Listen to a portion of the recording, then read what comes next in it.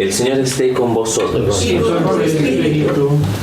Lectura del Santo Evangelio según San Marcos. Gloria a ti, Señor. En aquel tiempo dijo Jesús a sus discípulos: El que os dé a beber un vaso de agua, porque sois de Cristo, en verdad os digo que no se quedará sin recompensa.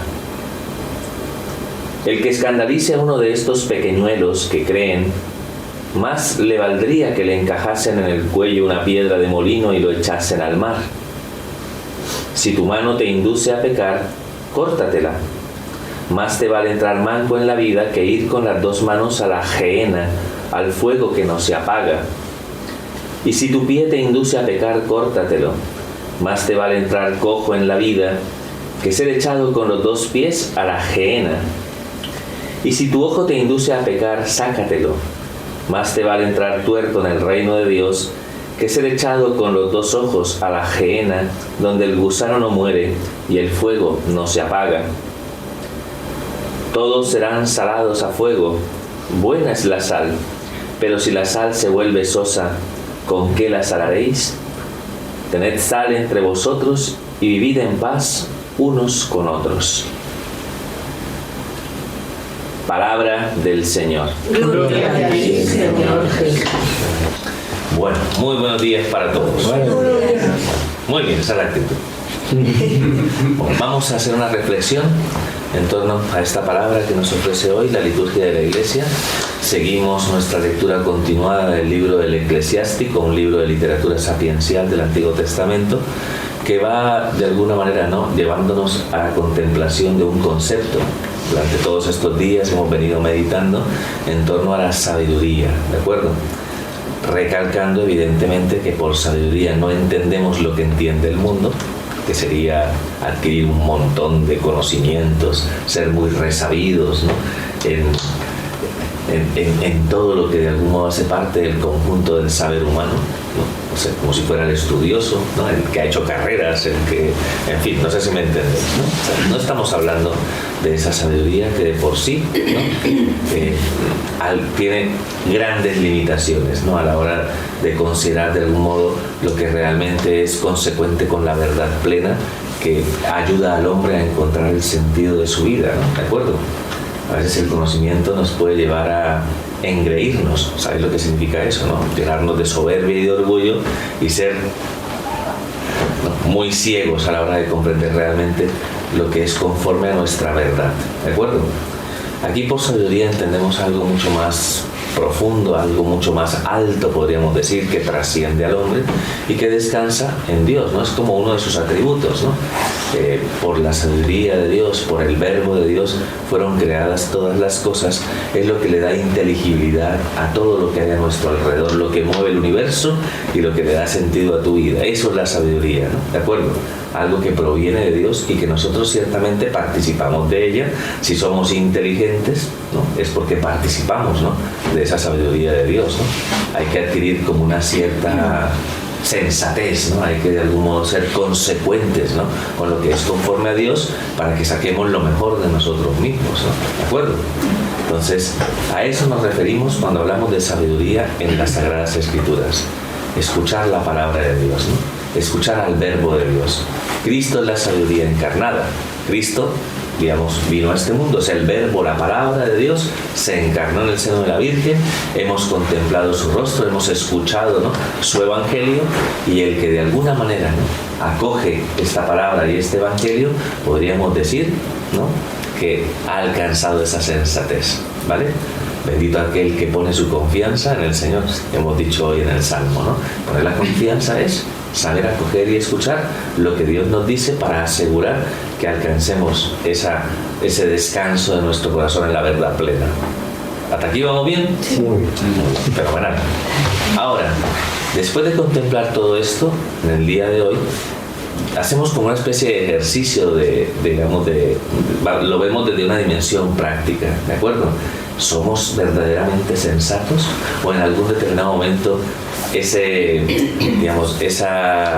prepotencia, ¿no?, puede llevarnos a la insensatez, ¿no? Pues ahí nos muestra unos cuantos elementos, ¿no?, que podrían llevarnos a ser realmente insensatos, ¿no? Como poner toda nuestra seguridad y toda nuestra confianza en las riquezas, ¿no? Por ejemplo, ¿no?, que todo de alguna manera lo que persigue tu corazón sea de algún modo, ¿no?, pues acumular riquezas, ¿no? Eso nos hace sensatos, nos ayuda a descansar en esa verdad, o nos vuelve locos. Cuando de algún modo aparece la codicia, la ambición, ¿no?, lo que cierra el corazón y le lleva a descansar en lo que tiene, ¿no?, siendo de alguna manera muchas veces rácanos a más no poder, ¿no?, por el hecho, ¿no?, en algún momento de tener como esa sensación de apropiación, ¿no?, de las riquezas materiales. ¿Podemos ser así? Sí. ¿Y eso dónde nos lleva? Al infierno. Al infierno. No, bueno, más allá del concepto de la gehenna que aparece hoy en las Sagradas Escrituras, o sea, eso nos lleva de alguna manera a deshumanizarnos en ese momento. ¿Me explico? O sea, a ver, la cuestión no es tener o no tener riquezas, que evidentemente, ¿no? Pues creo que hemos dicho muchísimas veces que toda persona humana tiene la legitimidad, ¿no?, de poder progresar en su vida, ¿no? Pero no puede poner su confianza en las riquezas como si eso dependiera de su felicidad, ¿de acuerdo? De algún modo, ¿no?, pues una persona que tiene riquezas puede administrarlas sabiamente, ¿no?, y no dejarse atrapar, ¿no?, por esa ambición, por esa codicia y sobre todo por esa racanería, ¿no? ¿Me explico? No sé si me entiendes, ¿no? O sea, esto, digamos, la mejor forma de entenderlo es a través del Señor de los Anillos. Que es lo que le pasa a Smigol. Smigol, ¿no?, es como la representación de a dónde te lleva realmente la ambición, la codicia y la racanería, ¿no? Te lleva a perder tu identidad, ¿no? Decir que Smigol era un hobbit, ¿me explico? Y lo que de algún modo representa el hobbit en la escritura, ¿no?, de Tolkien, el hobbit es el que vive para el cachondeo. O sea, el que vive para la felicidad, ¿no?, para gozar la vida, ¿no? ¿Me explico? Sin embargo, Smigol, que era un hobbit, de algún modo queda condenado, ¿no?, a esa condición monstruosa, ¿no? Pierde de algún modo su esencia, ¿no? ¿Me explico? Y eso, claro, cualquiera le puede pasar esto, ¿no? ¿Me explico? ¿Queda claro? Sí, ¿no? Al igual cuando confías en tu capacidad y en tu poder, ¿no?, que también habla hoy el libro del Eclesiástico de esta realidad, ¿no? O sea, el que dice, ya lo he conseguido todo, ¿no? Ya yo de alguna manera, ¿no?, pues encuentro en mí mismo la fuerza, el poder para hacer todo, nadie me tiene que decir a mí, ¿no?, de lo que yo tengo que hacer. Nadie. Y claro, porque al final, de algún modo, el que siente que tiene poder, al final, ¿no?, se reafirma en sí mismo, ¿no? ¿Me explico? En su propio criterio, en su propia forma de ver la vida. Eso hace que tengamos una mirada hacia la realidad muy, muy sesgada, muy limitada, ¿no? Entonces, una persona que ambiciona el poder, que se cierra en sí misma y que alcanza esa prepotencia, ¿sería sensato? ¿Qué nos muestra de algún modo nuestra sociedad con los poderosos de este mundo? ¿Vemos mucha sensatez? Digo yo, ¿no? Pues, no sé, miramos hacia nuestra realidad, ¿no?, pública, política, ¿no?, a ese nivel y pues... madre mía, cómo está el patio, ¿no? O sea, en realidad, ¿no? Pero, digamos, incluso, ¿no?, a veces, ¿no?, podemos ver desde fuera la realidad y decir, es que no se dan cuenta de lo insensatos que son. O sea, las falacias, las mentiras, ¿no?, solo por ambicionar poder. Y creo que no es cuestión de ver colores de banderas políticas, ¿no? ¿Me explico? O sea, es de algún modo contemplar dentro de este circo, ¿no?, de intereses egoístas, ¿no?, pues de alguna manera como el hombre pierde completamente el sentido de lo que está llamado a ser, no sé, la política. Cuando se concibió, ¿no?, en la antigua Grecia, ¿no?, se entendía como un arte, ¿no?, como algo que exigía virtud, nobleza, ¿no? O sea, que hoy es una palabra que O sea, cualquiera, no sé si os dais cuenta que la palabra política ya es como, ya es gastrítica, vamos a decirlo así, ¿no? Porque algo que está llamado a ser, ¿no? Como un faro de luz, ¿no? Para nuestra sociedad, se convierte de alguna manera en algo tan insensato, ¿no? Pues precisamente por esa prepotencia, ¿no? ¿De acuerdo? Entonces, o aquel que dice el libro del Eclesiástico, pues yo sé que el Señor me va a perdonar, así que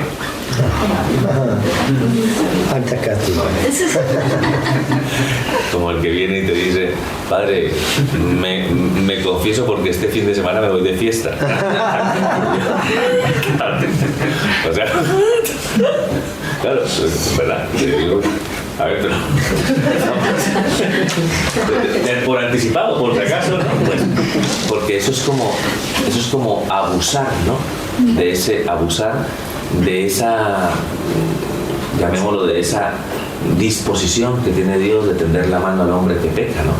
Pero eso no significa que nosotros podamos insensatamente aprovecharnos de esa misericordia para vivir de cualquier manera, ¿no? ¿Me explico? Todo lo contrario, la persona sensata, al considerar cuán grande es la misericordia de Dios, intenta de alguna manera, ¿no? A través de ese amor que Dios le da, evidentemente de luchar contra el pecado, de no quedarse ahí, ¿no? Como justificando continuamente esa realidad porque Dios me perdona, ¿no?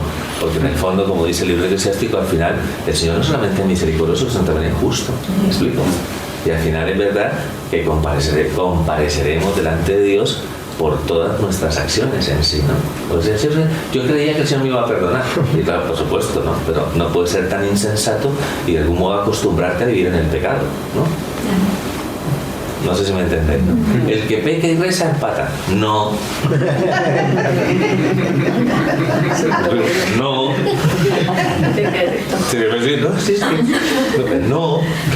No te puedes ir, no te puedes acomodar a esa situación. O sea, tienes que de algún modo ser consciente, ¿no?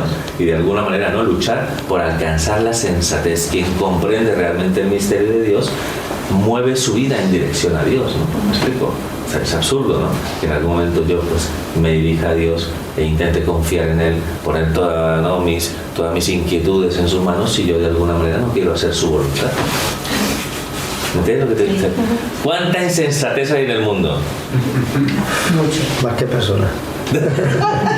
Uno dice, madre mía, pues hay que pedirle al Señor, ¿no? En algún momento que la reflexión acerca de lo que es la sabiduría de Dios nos lleve en algún momento, no solamente por lo que percibimos, lo que vemos a nuestro alrededor, pero también por las muchas veces que nos engañamos a nosotros mismos, ¿no? Que el Señor nos permita, ¿no? Pues vivir ese proceso de purificación para que realmente estemos en una disposición humilde de acoger lo que Dios nos ofrece para poder corregir todas estas cosas que hacen parte, ¿no? Evidentemente de nuestra debilidad, ¿no? De la inclinación, de esa concupiscencia, de esa mala inclinación, de esa concupiscencia que está presente en nuestra naturaleza. ¿De acuerdo? Ya sabéis lo que yo digo siempre, la cabra tira al monte. Así que de algún modo, si no acogemos, si no sabemos escuchar, ¿no? La palabra de Dios, al final nuestro camino será un camino de insensatez. Y ya nos ha pasado, ¿eh? A muchos en la vida, ¿no? De alguna manera ver las consecuencias, ¿no? De nuestras acciones insensatas, ¿no? ¿Vale? Entonces hay que crear conciencia. Es como decir, ente. No sé, que no nos pase lo que normalmente pasa hoy en día cuando hablamos y tal cosa, ¿entendéis? Que a veces no nos enteramos, ¿no? Entonces hay que de algún modo saber escuchar lo que Dios nos ofrece, lo que Dios nos dice, para que podamos conducir nuestra vida y descansar en la verdad plena que nos realiza como hijos de Dios, ¿no? ¿Vale? De ahí viene el Evangelio que hemos escuchado en este día. Bueno, empieza el Evangelio, ¿no? Pues de verdad, es un Evangelio de adquirir sensatez, ¿no? Hay que saberlo leer también este Evangelio, ¿no? ¿De acuerdo? Hay que saberlo leer. Al principio empieza con algo, ¿no? Pues muy interesante, ¿no? Empieza diciendo, mira, si a alguno de vosotros alguien os da un vaso de agua por el hecho de algún modo de ser de Cristo, os aseguro que tiene su recompensa, ¿no? ¿Vale? O sea, es esa dimensión de sensatez que entraña el ejercicio de la caridad cristiana. Cada vez que lo hicisteis con uno de estos mis humildes hermanos, conmigo, lo hicisteis, ¿no? Eso lo tenéis claro, ¿no? Claro, es evidente, ¿no?, que dentro de las relaciones humanas, el considerar a la persona que está a mi lado como hijo de Dios y procurar para esa persona, lo que dice San Pablo, no procuréis a las personas otra cosa que no sea caridad. Eso te permite adquirir. Eso es algo muy sensato que lleva a que se produzcan buenos frutos en tu corazón. Ahora, como en algún momento tu comportamiento sea distinto y en lugar de la caridad triunfe por encima de todo el egoísmo, ¿no?, la tacañería, todas estas cosas, al final, ¿qué sale de ti? ¿Me explico lo que quiero decir? Al final vamos de alguna manera viviendo dentro de una especie de marco de ensimismamiento y de egoísmo que no va a producir ningún fruto bueno para tu corazón, ¿de acuerdo? En una palabra técnica diríamos, eso te va a alienar. La palabra alienación, ¿qué significa? Te envilece, no te humaniza, lo contrario, te deshumaniza. Eso sería el concepto de alienación, tiene que ver con la película de Aliens, ¿no? Te deshumaniza, ¿de acuerdo?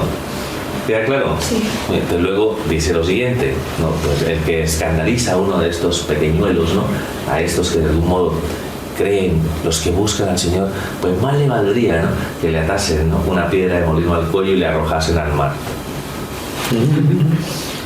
Sobre todo cuando ves por primera vez una piedra de molino. Una piedra de molino, es una cosita así, no, es un piedro, no. Es una cosa, pues no sé, alguna seguramente habrá tenido la oportunidad de ver un molino de los antiguos, ¿no? Esto de piedra, ¿no? O sea, normalmente es una piedra, un inmenso, ¿no?, que servía para, evidentemente, ¿no?, para moler el trigo y tal, y estas cosas. Pues imagínate que te ataran eso al cuello y te tiraran al mar. ¿Tú qué dirías? No. Eso, pues evidentemente no me parecería algo bueno para mí, ¿no? Entonces, al final crea una especie de sensación es como un aviso, ¿no? Es como ponte en alerta, ¿no? O sea, porque escandalizar, evidentemente, ¿no?, es algo que debemos cuidar, ¿no?, en nosotros, ¿no? Escandalizamos cuando nuestro comportamiento y nuestra actitud hacia los demás, digamos, como que desvía del camino, ¿no?, de la verdad a otros, ¿no? No sé si me entendéis, ¿no? O sea, no sé, ¿no? La persona, ¿no?, que nos va a poner ejemplos, ¿no?, de cosas que escandalizar, evidentemente, ¿no? Los abusos sexuales, ¿qué te digo yo, no? No sé, las cosas que son chocantes de entrada, ¿no?, que son, ¿no?, el quitarle la vida a una, no sé si el deshonrar, ¿no?, los violentos, ¿no?, hacia las personas indefensas, ¿no? Evidentemente estos son ámbitos que todos diríamos, madre mía, ¿no?, qué escándalo tan grande. ¿Se cumple la palabra en ellos? Sí, pero hay cosas que en algún momento nos damos cuenta que también producen escándalo, porque el mal ejemplo, ¿no?, produce escándalo, ¿no? O el que nos tengamos actitudes que lleven a desviar del camino del bien a las personas que de alguna manera quieren buscar, ¿no?, el cumplimiento de la voluntad de Dios en su vida, ¿no? La típica persona que tiene problemas en su matrimonio, va donde sus amigos, le dice, oye, pues tengo problemas en mi matrimonio. No pasa nada, vámonos de fiesta. Que ganado es lo que hay. No sé si me entendéis, eso es llevar a una persona por un camino equivocado. Sí. Cuando a lo mejor está buscando, ¿no?, un consejo, algún buen amigo que le diga, pues habla con tu mujer, resuelve el problema, escandalizamos cuando en algún momento desviamos del camino de las personas y precisamente hacia ese concepto de perdición en sí, ¿no?, que es intentar como refugiarnos de todos los problemas y de todas las dificultades en los placeres de este mundo, ¿no? Eso de alguna manera sería escandalizar. ¿Me explico? O no dar un buen ejemplo de vida cristiana. Escandalizamos saliendo de una iglesia y en el atrio mismo de la iglesia empezamos a rajar y a criticar a los demás, ¿no? Eso es un escándalo, ¿no? Porque estamos de alguna manera dando un mal ejemplo, ¿no? No sé si me entendéis, ¿no? Entonces, hay que afinar mucho ese concepto para que de alguna manera, ¿no?, adquiramos sensatez y alguna digamos, pues a mí no me gustaría que me echaran al mar con una piedra de molino. ¿Me explico? O sea, creo que sería muy bueno evitarlo. Digo yo, no, sería muy bueno evitarlo. Y de ahí viene toda la reflexión posterior, ¿no? Es exactamente esa misma consideración. ¿Valoras tus pies? ¿Valoras tus manos? ¿Valoras tus ojos? ¿Qué diríamos? Pues lo valoramos, ¿no? Lo valoramos mucho, ¿no? Pues yo no nos está invitando, ¿no?, a cortarnos las manos, a cortarnos los pies, a sacarnos los ojos, ¿no? Sería absurdo, ¿no? Porque consideramos eso que un gran bien, ¿no? Entonces, si consideramos eso como un gran bien, entonces hay que luchar por intentar apartarnos de todo lo que en algún determinado momento, pues, es, de algún modo, va ligado, ¿no?, a la realidad del pecado, ¿no? No podemos quedarnos ahí como... sino hay que, de algún modo, movernos en dirección hacia Dios. Si tu pie te hace pecar, córtatelo. Más te valdría entrar cojo, ¿no?, al reino, más te valdría entrar cojo al reino de los cielos que ir con los dos pies a la ajena. ¿Sabéis qué es la ajena? Es un concepto muy interesante. El concepto de la ajena, ¿no?, es un concepto que los israelitas sacan de un lugar, en un torrente que existía, o ya no existe, un torrente que existía en Jerusalén, que es, bueno, los que han ido a Jerusalén es normalmente donde hoy en día se hacen, es un parque donde se hacen los conciertos, ¿no? ¿De acuerdo? Es en el extremo, sería el extremo oeste de Jerusalén, ¿de acuerdo? Hay un gran parque, pues eso antes que era el basurero de Jerusalén. Bueno, imaginemos un basurero. ¿No habéis ido? ¿Cómo se llama el basurero de aquí? El que queda por... ¿Ah? Hay varios. No, pero el que queda hacia Caravaca. Campo del Río. Sí, por allí, ¿no? Bueno, tú te vas allí,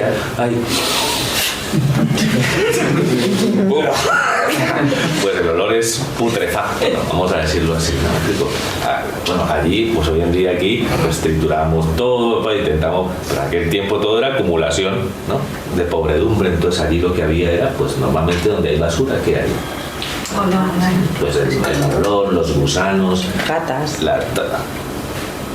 ¿A alguien le gustaría estar ahí? No. Entonces, la comparación del infierno, fíjate, ¿no?, la comparación de la perdición la realiza el pueblo israelita haciendo referencia a la ajena. ¿Me explico? Como para que todo el mundo diga, porque además por el fuego, porque ya sabéis que eso produce gases, ¿no? Ya sabéis, eso ya es muy conocido, que en los vertederos normalmente se producen gases y que evidentemente produce fuego, ¿no?, en algún momento, y eso también se veía allí. Entonces, era la pobredumbre, el mal olor y el fuego. ¿Quieres estar ahí? No. Esa es la comparación del infierno. Pues más te valdría, ¿no? Digo, entrar cojo al cielo, al paraíso, ¿no?, que entrar con los dos pies a la ajena. Entonces, yo no quiero la ajena. Lo que quiero es, explico, entrar al cielo, ¿no? Entonces, como tú valoras tus pies, lucha contra el pecado. Más te valdría, si tu mano te hace pecar, córtatela, ¿no? Digo, más te valdría entrar, pues, manco al reino de los cielos que con las dos manos en la ajena, ¿no? Creo que hay alguna vez donde el fuego no se apaga, donde el gusano, en fin, no muere, ¿no? Sí, es verdad, ¿no? O si tu ojo te hace pecar, córtatelo, ¿no? Más te valdría entrar tuerto, ¿no?, al cielo que con los dos ojos en la ajena. Entonces, claro, imaginaos que esto lo tomamos literalmente.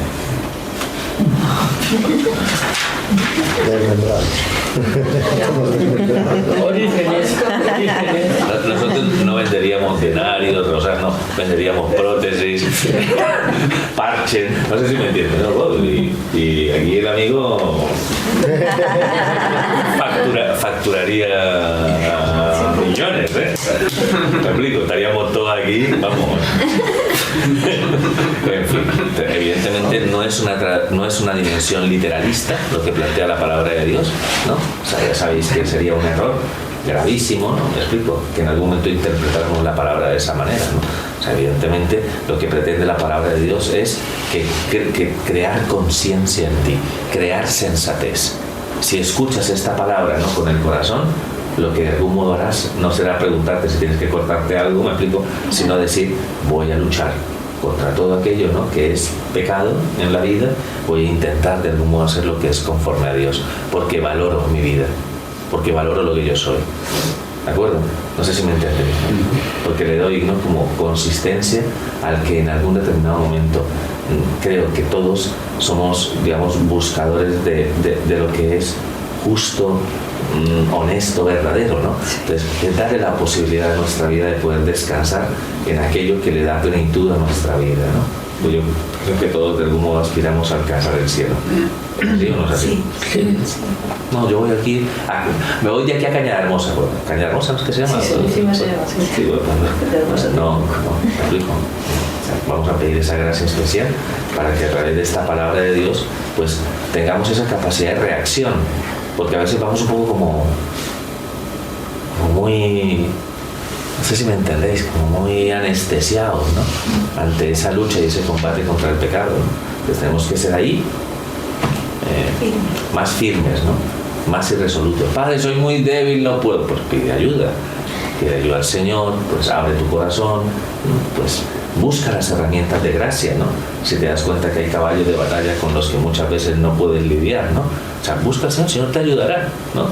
Pero no te quedes ahí como viviendo, ¿no? Como ahí, como en la resignación, ¿no? Aquí, yo soy así. No, tú no eres, primero todo, no te define tu pecado. Y segundo, la definición de lo que eres es mucho más grande y mucho más honroso a los ojos de Dios, ¿no? Entonces, que ojalá, ¿no?, pidamos esa gracia para nosotros y que pidamos y que intercedamos, o sea, que pidamos por todos aquellos que no reaccionan, ¿no?, y que prefieren vivir, ¿no?, en esa realidad que tanta amargura, que tanta frustración y tanto vacío produce en el corazón de los hombres. Así que pidamos especialmente por algo que se pide mucho en Medjugorje, y me encanta esa súplica. Hombre, se puede pedir por la conversión de los pecadores, ¿no? Pero me gusta mucho cómo se expresa en Medjugorje, ¿no? O sea, vamos a pedir por aquellos que no han conocido aún el amor de Dios. Qué bonito, ¿no? Cómo se expresa, ¿no? Rezar por todos aquellos que aún no han conocido el amor de Dios. Nada, continuamos la celebración de la Eucaristía. Gloria al Padre, al Hijo y al Espíritu Santo. Como era en el principio, ahora y siempre.